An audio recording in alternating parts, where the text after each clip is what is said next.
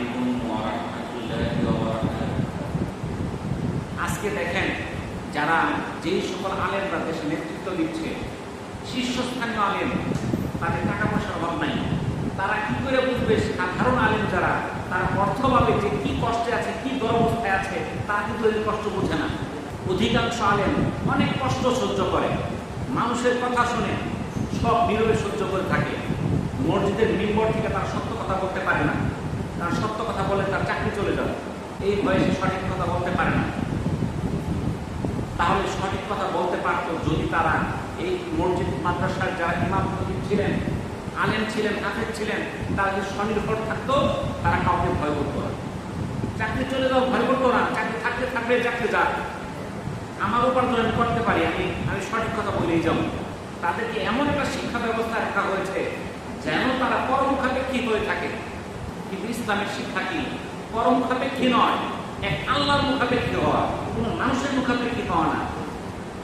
আমরা নিজেরা কর্মহীন থাকি, যার জন্য আজকে আমরা মানুষের মুখাপেক্ষী হয়ে থাকি। কিন্তু বড় বড় যারা আলেম, তাদের কিন্তু এই সকল তাদের সমস্যা নাই, তাদের কোনো টাকা পয়সার সমস্যা নেই, কোনো অভাব অনটন নাই। আজ ইহুদি নাসারা তারা কোরআন হাদিস গবেষণা করে প্রযুক্তি হাতিয়ে নিচ্ছে, আর আমরা গবেষণা থেকে দূরে চলে যাচ্ছি।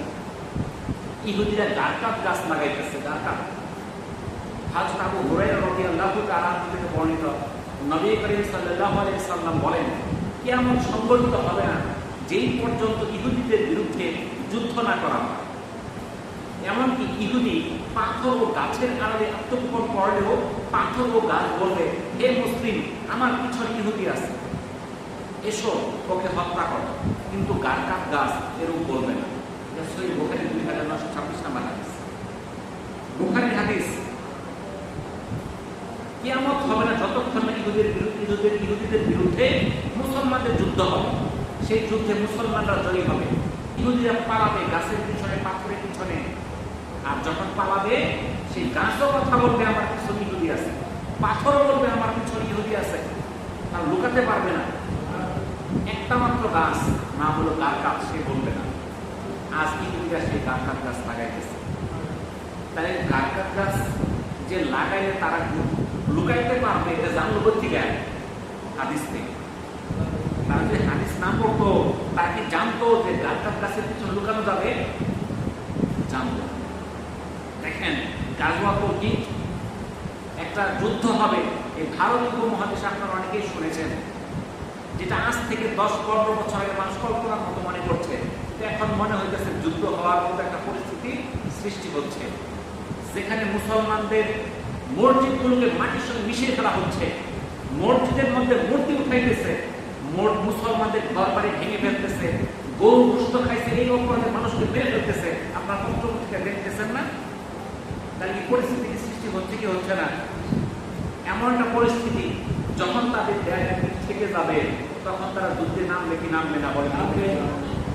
তখন কিন্তু তারা দেখতেছে না, এমনিও মরতে হয়, অমনিও মরতে হয়, তাহলে এখন কি যুদ্ধের একটা পরিবেশের মতো মনে হচ্ছে না? আপনি দেখবেন যে কলকাতার একটা টিভি চ্যানেল আছে, যেখানে ময়ূর রঞ্জন দাস, একজন সাংবাদিক রিপোর্টার, সে কি করছে, একটা ভিডিও বানাইছে যে গাজওয়াতুল হিন্দ ম্যাপ করছে। সেই ম্যাপের মধ্যে কোন দিক দিয়ে মুসলমানরা আসবে, ওই খোরাসান থেকে আসবে, কোথায় যুদ্ধ হবে, কি হবে, বিস্তারিত বর্ণনা করতেছে। আমি যখন সেই সংবাদটা দেখলাম, দেখার পরে মনে করলাম, এরা পাইল কই? এই কাহিনী তো ওদের ধর্মগ্রন্থে নাই, ওদের গীতার মধ্যে নাই, ত্রিপিটকের মধ্যে নাই, বাইবেলের মধ্যে নাই, পাইল কোথেকে ওরা? এটা তো আছে হাদিসের মধ্যে। তাহলে ওরাও হাদিস পড়তেছে, বুঝতেছেন? আজকে জেরুজালেমকে ইসরায়েল রাজধানী বানাইছে, ওদের তো রাজধানী আসছে তেল আবিব, তো জেরুজালেমকে বানাইতেছে কেন? তো হাদিসের উদ্ধৃতি হলো, এক সময় শেষ জমানায় সেই জেরুজালেম থেকে শাম দেশ বা ওই জেরুজালেম যে নিকটবর্তী স্থান, সেখান থেকে সারা বিশ্ব পরিচালিত হবে। তারা চাইতেছে আমরাই বিশ্ব পরিচালিত করবো, অতএব হাদিস মোতাবেক আমাদের ঠিকানা হবে সেই জেরুজালেম, সেখানে তাদের রাজধানী বানাইতেছে।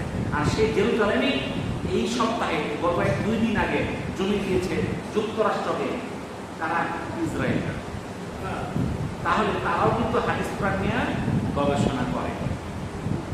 আমরা গবেষণা করি। তো ওরা গবেষণা করে ওরা কি লাভ পাইতেছে, আর আমরা গবেষণা করলে কি লাভ পাইতাম, এটা জানার দরকার আছে। আল্লাহ তাআলা পবিত্র কোরআনে বলেন, ওয়া নুনাজ্জিলু মিনাল কুরআনি মা হুয়া শিফাউ ওয়া রাহমাতুল লিল মুমিনিন। আমি কোরআনে এমন বিষয় নাযিল করেছি যা রোগের জন্য সুচিকিৎসা এবং মুমিনদের জন্য রহমত। তাহলে কোরআনে আল্লাহ তাআলা এমন কিছু নাযিল করেছে যা রোগের জন্য চিকিৎসা, চিকিৎসা না সুচিকিৎসা। এর চেয়ে ভালো চিকিৎসা হইতে পারে না, কোরআনের চেয়ে কোনো ভালো চিকিৎসা নাই।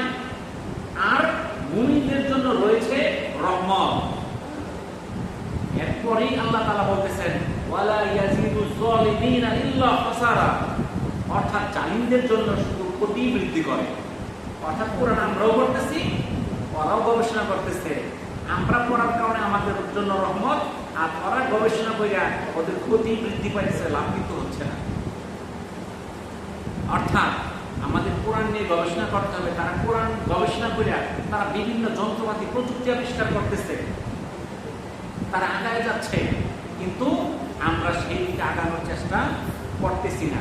এই জন্য বর্তমানে আখেরি জমানা বা শেষ জমানা আমাদের অত্যন্ত সূক্ষ্মভাবে বিচার বিশ্লেষণ করে চিন্তা ভাবনা করে আমাদেরকে চলতে হবে।